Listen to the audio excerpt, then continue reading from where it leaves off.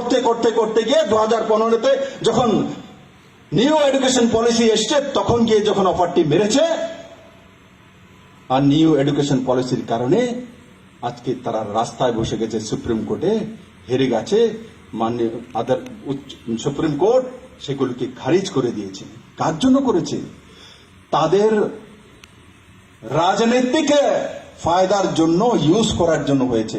যদি 2006 হয়ে যেত, 2007 হয়ে যেত, তাহলে কি চাকরি যেত একজনেরও? একজনেরও যেত না। কারণ কি, তখন নিউ এডুকেশন পলিসি লাগুই ছিল না।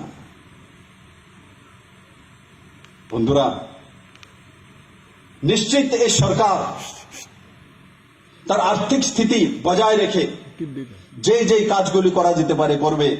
ধলাই অ্যাসপিরেশনাল ডিস্ট্রিক্ট,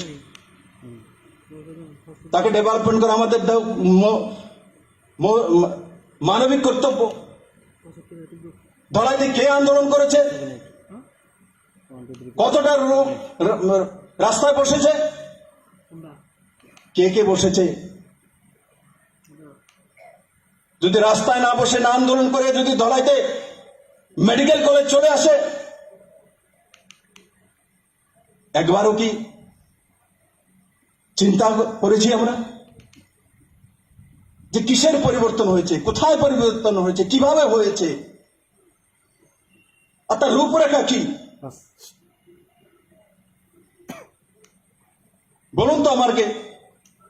পরিমল বাবু তো এখানে এমএলএ আছে। পরিমল বাবু, ধলাইতে মেডিকেল করার জন্য আমাদের পার্টি হোক, অন্য পার্টি হোক, 2-4-10টা র্যালি করেছে কি? কেউ করেনি। শুধু কাগজপত্রে লেখা। এমপি মহোদয়রা পার্লামেন্টে উঠিয়েছে, মুখ্যমন্ত্রী লিখে পাঠিয়েছে, দপ্তর লিখে পাঠিয়েছে, আর ভারত সরকারের সঙ্গে বার্তালাপ করা হয়েছে। আর তার পরিণামস্বরূপ মাননীয় প্রধানমন্ত্রী আমাদের অ্যাসপিরেশনাল ডিস্ট্রিক্টে একটা মেডিকেল কলেজ দিয়ে দিয়েছে। পরিবর্তন হয়েছে, আমূল পরিবর্তন হয়েছে।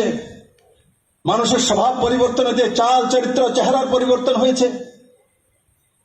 এখন মানুষ আর স্ট্রাইকে বিশ্বাস করে না, এখন মানুষের আন্দোলনে বিশ্বাস করে না।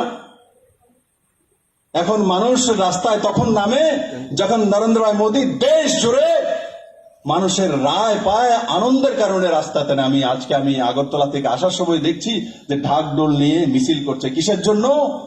যে পুরো দেশব্যাপী যে ইলেকশন হয়েছে, বাই ইলেকশন, বিহারের ইলেকশন, সেখানে মোদীর জিত হয়েছে, তার জন্য নেমেছে, আনন্দ করার জন্য। তাই বন্ধুরা, আমি আশা করব ইন্দো জার্মান যেই প্রকল্প, এই প্রকল্প সময়ের মধ্যে স্থানীয় মানুষের সহযোগিতায় তাদের জীবনমান উন্নয়নের জন্য এবং ত্রিপুরার সামাজিক উন্নয়নের জন্য, তার সঙ্গে সঙ্গে যে পরিবেশ দূষণ থেকে ত্রিপুরাকে মুক্তি রাখার জন্য, আর তার পার্শ্ববর্তী আবহাওয়া সুন্দর রাখার জন্য এই প্রকল্পগুলোটা আমাদের প্রত্যেকের জীবনের উপকারে আসবে। তার জন্য আমি জার্মান থেকে আসা কাউন্সিলরকে অনেক অনেক ধন্যবাদ জানাবো ত্রিপুরা সরকারের পক্ষ থেকে, এবং বন দপ্তরকেও ধন্যবাদ জানাবো।